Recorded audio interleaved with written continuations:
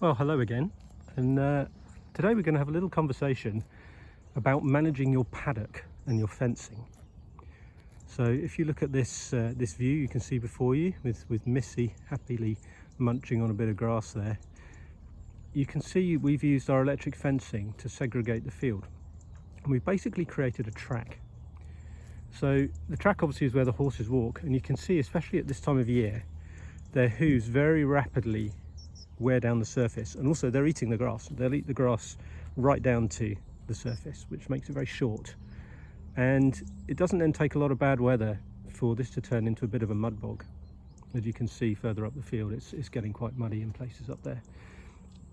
So you do not want all of your paddock to end up like that. You need to be able to get it to the point where it's starting to be on the edge of becoming a mud bog, and then stop the horses walking on it.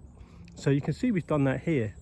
This electric fence here used to be right up against the next door field one, with just a very small gap between them.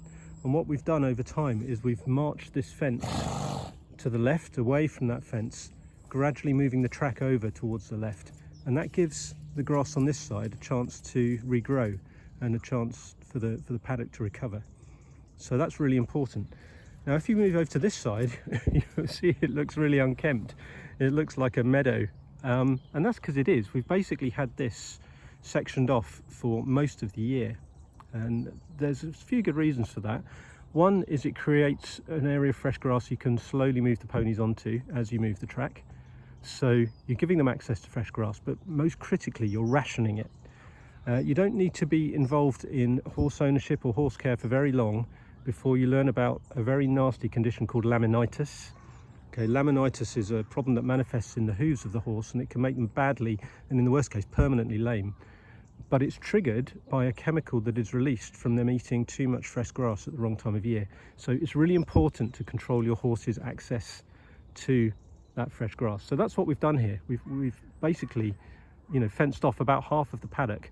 And what we'll do through the winter months is this fence in front of me, we will gradually march that over to the left as we move the track over to the left, and that means the horses get controlled access to fresh grass at a rate that we want them to have it, which is enough for them to enjoy it and to benefit from the nutrition it gives, in addition to all the other food that they get, the hay and the chaff and the various supplements we give them.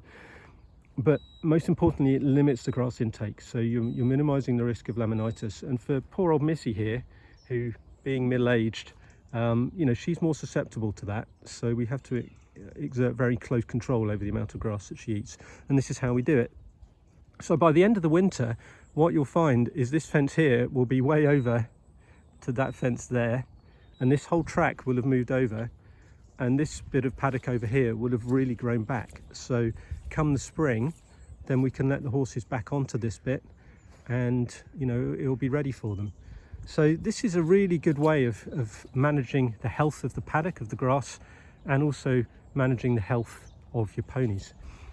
If we come down the end here, you'll see we've also sectioned off a large part at the bottom. And you might think, oh, why have you done that? Well, the main reason we've done it is there are oak trees here, and they're shedding acorns on the ground. And acorns, if ponies eat more than a few, they can be very, very bad for the pony. If they eat a lot, it can be harmful. So basically, once the acorns started falling, we had to fence off this part of the field. Previously, they were all the way down to the nettles at the bottom. They could wander down there, but because of the acorn problem, we've had to bring the fence in.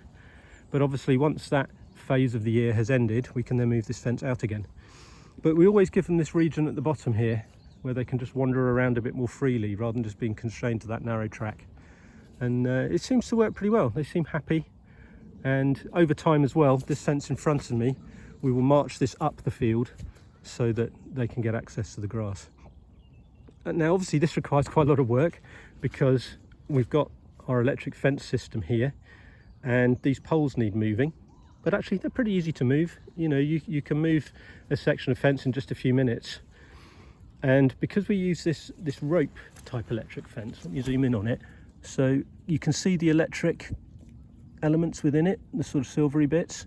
So it's a really strong polypropylene rope, and it's also ultraviolet protected, so it doesn't degrade.